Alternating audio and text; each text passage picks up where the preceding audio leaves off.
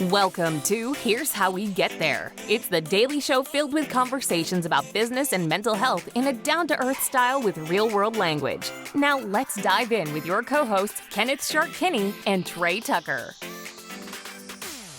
All right, Trey, we got a good sports story today. Our nation's capital, Washington, D.C., is losing not one, but two sports teams. The Washington Wizards of the NBA and the Washington Capitals of the NHL are moving out of D.C. to Alexandria, Virginia. Now, granted, this is not like one of those moves where somebody we just talked about going from Oakland to Vegas. It's not really, you're not creating a whole new fan base, 500, 1,000 miles away. This is, a distance, but it's not a great distance. You're still going to retain a lot of the fans. But there's been a lot of issues that have sort of triggered why this has happened. What are your thoughts on what you've learned? From a fan's perspective alone, we'll start with that. I see it both ways. I want a nicer environment. If I'm going to a stadium, I don't want to have to worry about things like crime and tough parking and all the inconveniences or dangers potentially of going to a game if it's right in the heart of the city.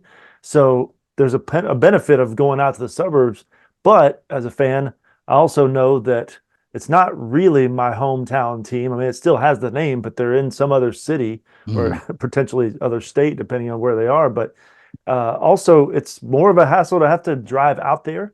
It's not just as convenient as just jumping on a subway or an Uber or something like that.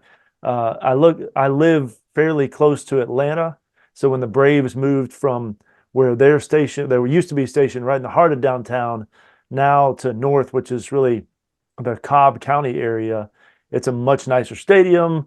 The whole environment is a more pleasant experience.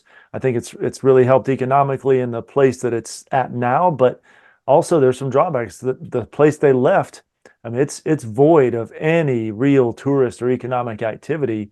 But honestly, people were afraid for their lives when they were going to the games, and there were a couple of times where I had some run-ins, and I was thinking the same way. I was like, how long is this going to really last before the Braves actually do something about it? So if that's what's going on up in D.C., I totally get it, but it's still a sad thing. I'm so glad that you were able to take this story and turn it into a Brave story again.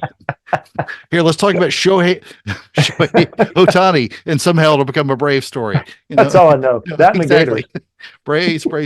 So I think it's really interesting that they at least are only moving, I think it's like 8 miles away. But it's a big difference. There's a big difference in the community in Alexandria versus what it is in Alexandria, Virginia versus DC. And I think for any area, a lot of times people will move these complexes into areas where they think it's a good fit. Mm-hmm. It hasn't been a good fit. Crime's been horrible in DC forever. Why would you not want to create a great customer experience that exists by where people also park their cars to go to the games? You don't want to feel like you're about to get, carjacked, which is DC has seen a ridiculous amount of carjackings and murders and everything else. Not that Alexandria is, gets off scot-free on that, but it is a much different environment. And I think all communities, if you want the teams, you also have to commit to the investment in that community. Otherwise, it's just going to continue to where these areas get dilapidated. People are going to move. I mean, look, they had to rename, to be politically correct, the Washington Bullets to the Wizards. When you see more bullets than you do, wizardry in basketball, I think the only time any good basketball comes to DC anyways, when Harlem Globetrotters come to play their arch nemesis. But I think it's fair to say that if you want to keep these teams in those communities, you have to invest in the communities.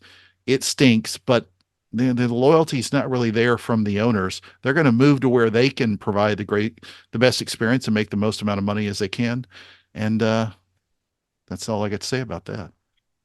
Thank you for joining Shark and Trey on the Here's How We Get There show. Make sure to rate, review, and subscribe to the show and visit here'showwegetthere.com. That's here'showwegetthere.com.